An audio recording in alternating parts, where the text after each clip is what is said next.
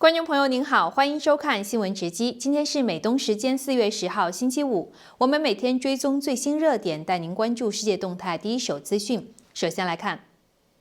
突发，川普喊世界大重置，美国通胀3.3%，能源推高物价，欧美联手布局矿产，摆脱对华依赖，擅闯日本君王居所，中国男子当场被抓，万斯赴巴基斯坦谈判，警告伊朗别耍花招。泽连斯基表示，乌军中东参战拦截伊朗无人机。波斯湾突发紧急情况，美军海神无人机失联。在温哥华热演，郑学界赞神韵让世界更美好。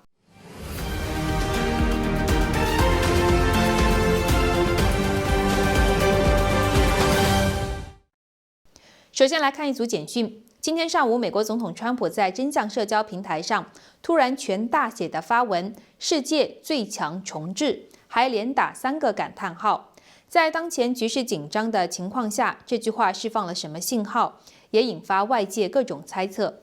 再来看到美国劳工统计局今天公布报告，3月份的消费者价格指数 CPI 同比上涨3.3%，基本符合预期。主要是伊朗战争推高能源价格，汽油1个月涨了2成多。不过把食品和能源踢掉来看，核心通胀其实不高，环比只涨了0.2%，还低于预期，说明整体物价压力没有那么大。食品基本没变，新车小涨，二手车在跌，住房和服务价格也只是温和上涨。再来看到彭博新闻今天披露，欧美在关键矿产方面快要谈成合作协议，目标就是减少对中共供应链的依赖。计划中还提到，可能给非中国供应商提供最低的价格保障，相当于直接扶持替代来源。同时还会在标准、投资和联合项目上加强合作，一旦供应出问题，可以一起应对。从勘探、开采到加工回收，整个链条都会覆盖。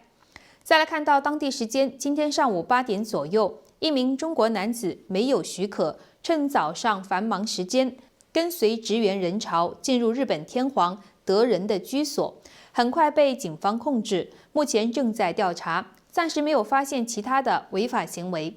但是这件事情也暴露出在特定的时段，安保可能存在漏洞。日本正在评估影响，避免类似的情况再发生。德仁的居所在东京的千代田区的核心位置，不只是住所，也是国家象征，安保的级别一直被认为是全国最高。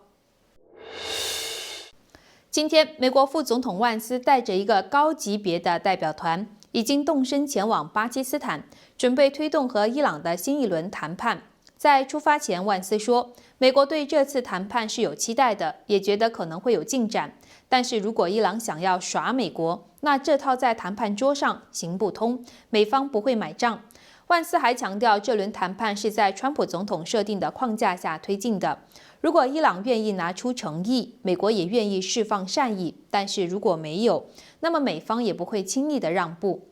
这次访问除了万斯本人，代表团中还有中东问题特使威特科夫以及川普的女婿库什纳等关键人物。与此同时，另外一个焦点问题就是霍尔木兹海峡。按照美国、以色列和伊朗达成的停火安排，这条全球最重要的能源通道之一，本来应该恢复通行，但是现实的情况是，现在基本处于停滞状态。福克斯新闻报道说，海峡的西侧已经堵了大约3200艘船，其中包括800艘邮轮和货船，大家都在观望到底安不安全，能不能走。更紧张的是，伊朗威胁说，如果没有获得许可就进入海峡，船只可能会被直接攻击。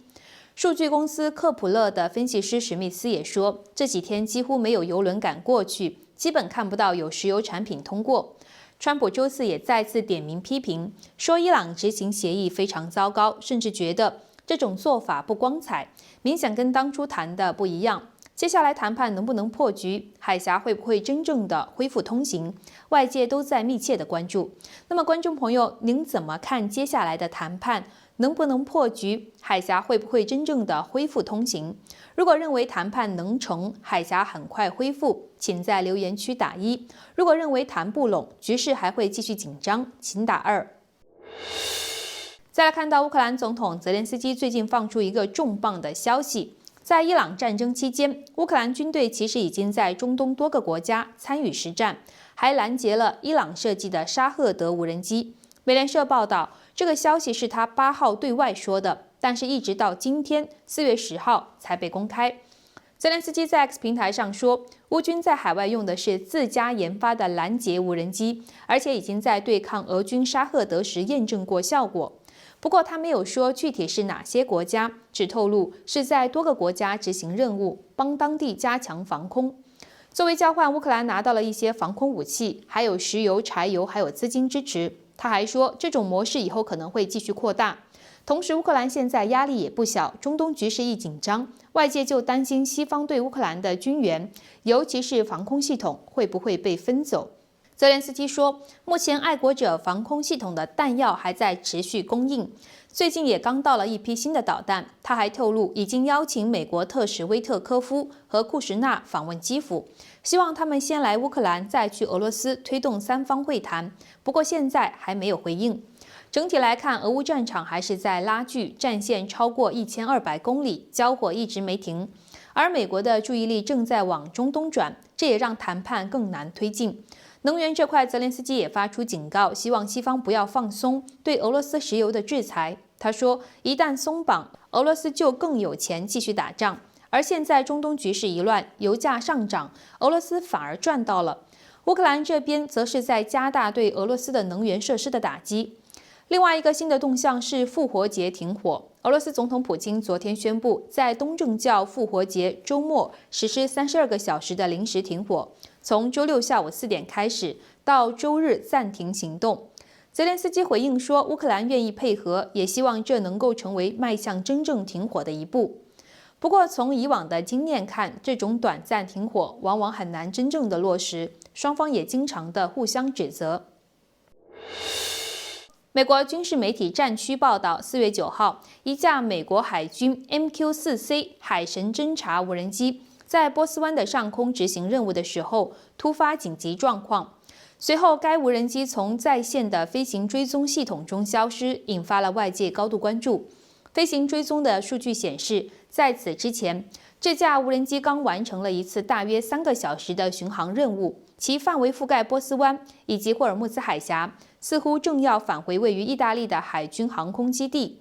但是在无人机进入沙特的领空后，航向突然改变，转向东北，朝伊朗飞行。与此同时，无人机的高度也从原本大约5万英尺迅速下降到1万英尺以下。外界注意到，该无人机在异常的过程中发出了紧急代码7700，这是在飞行中出现所有紧急情况的通用代码，包括机件故障、衣物紧急、燃料不足等。另外，在未经证实的消息指出，该无人机还曾发出代码7400，这个代码意味着无人机和地面控制人员的联系中断。目前，美国海军尚未对此事件做出正式的回应，伊朗方面也没有发布任何相关的声明。值得关注的是，就在2天前，美国和伊朗刚刚达成一项为期2周的临时停火协议。在这样的敏感时刻，传出美军无人机突然出现异常的消息，引发外界关注。资料显示，海神无人机是全球鹰侦察无人机的改进型号，具备长时间的海上侦察能力，配备先进雷达、光电和电子情报系统，可全天候地执行监视任务。截至目前，没有任何确凿的证据表明这次事件和外部攻击有关。这架无人机究竟是因为技术故障、通讯中断，还是遭遇到了其他的情况，还需要进一步的确认。4月9号，神韵巡回艺术团在温哥华伊丽莎白女王剧院上演，吸引各界精英前来观看。观众对神韵的艺术呈现和文化内涵给予高度赞扬，现场气氛热烈。加拿大卑诗省南素里选区省议员称赞演出充满趣味，而且极具文化内涵。他说，神韵将古典的艺术和动态天幕完美的结合，这样独特的呈现让人身心愉悦，让他非常兴奋，也非常满足。他说，很喜欢舞台剧呈现的故事。他说，这些都是从传统中流传下来的伟大故事和传说。在看到这些的时候，会感到传统被唤醒，有一种跨越时空的感觉，仿佛自己也会成为某种永恒的一部分。他认为，神韵节目向观众展示了善念和美好，他说，不论我们来自哪里，爱、家庭、国家以及关心他人，这些理念都是一样的，都是很重要的。不管遇到什么事情，都要保持一颗善良的心。